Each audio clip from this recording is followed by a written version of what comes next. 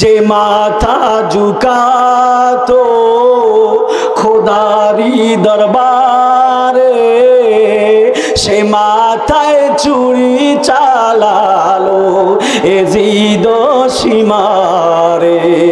আল্লাহু আকবার বলেন। যে মাথা ঝুকাতো খোদারি দরবারে, সে মাথায় চুরি চালালো এজিদ সীমারে।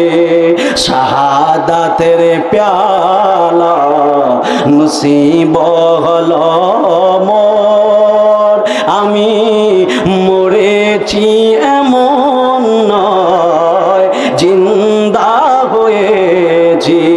শোনো এই ইমাম হুসাইন কি বলে, শোনো কুফাবাসী আমায় মুসাফির ভেব না, আমি নিজে আসিনি দাওয়াতে এসেছি, আমি নিজে আসিনি দাওয়াতে এসেছি। যে মাথা ঝুকাতো খোদারি দরবারে, সে মাথায় চুরি চালালো এজিদ সীমারে। আল্লাহু আকবার বলেন। যে মাথা ঝুকাতো খোদারি দরবারে, সে মাথায় চুরি চালালো এজিদ সীমারে। শাহাদাতের প্যালা নসিব হলো মোর, আমি মরেছি এমন নয় জিন্দা হয়েছি।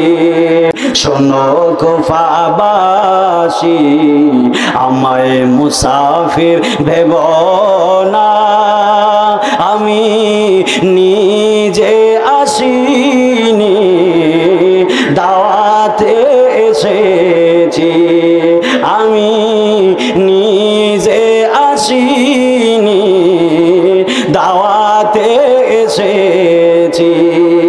একটা জবান বন্ধ রাখবেন না, চিৎকার মেরে বলেন না ইয়া হুসাইন।